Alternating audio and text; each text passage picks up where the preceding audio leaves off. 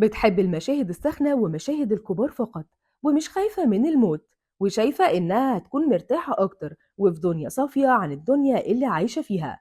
إيناس الدغيدي قلبت الدنيا بتصريحاتها، والجمهور بيعلق ويقول بتحاول تتصدر لترند مش أكتر. يا ترى إيه الحكاية؟ إيناس الدغيدي من أكتر نجوم الوسط الفني المثيرين للجدل. من أول ما يظهروا على الشاشة على طول بيطلعوا ترند، وكل السوشيال ميديا بيتكلم عنهم.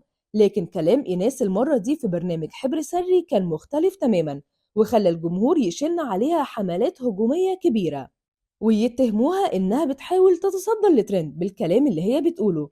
وده بعد ما طلعت وقالت إن المشاهد الساخنة أو مشاهد الكبار فقط هي دي المشاهد اللي كل الجماهير بيحبوا يشوفوها.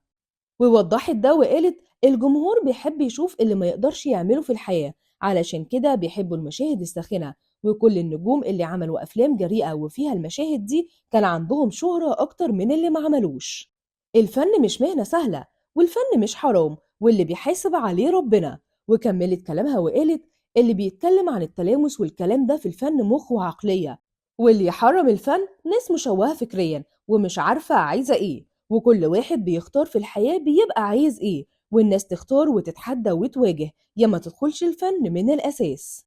والحقيقة إن مش بس الكلام عن الفن هو اللي كان مضايق الجمهور، لكن كمان كلامها عن الموت. وده لأنها قالت إنها ما عندهاش خوف ولا رهبة من الموت، وإنها شايفة الموت راحة، واللي بيموت بيعيش في دنيا كلها صفاء ونقاء، عكس الناس التانية اللي بتفضل عايشة في الدنيا.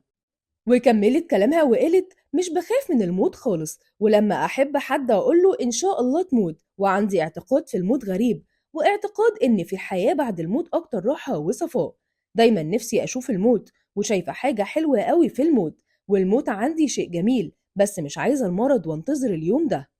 واختتمت كلامها عن الموت وقالت دي حاجة غريبة جوايا، وفي النهاية أنا هسيب أحبابي وهيجي يوم واسيبهم وأنا جدة، وعندي بيت وهسيبهم في يوم من الأيام، والموت عندي ليه قدسية داخلية وروحانية وعالم بتاعي عايشة فيه. الجمهور فسر كلام إيناس إنها محاولة منها إنها تدور على ترند مش أكتر، خاصة في جزئية كلامها عن المشاهد الساخنة، لأن دي مش المرة الأولى اللي تطلع وتتكلم عن الموضوع ده، وفي كل مرة بتأكد إن المشاهد الساخنة مهمة جدا وقد إيه هي بتحبها. وفي جزء تاني دافع عنها وقال إنها بتجاوب على الأسئلة الموجهة ليها لا أكتر ولا أقل. دلوقتي دوركم انتوا تقولوا لنا هل فعلا إيناس تستحق الهجوم عليها ولا لأ. شاركونا رأيكم في الكومنتات.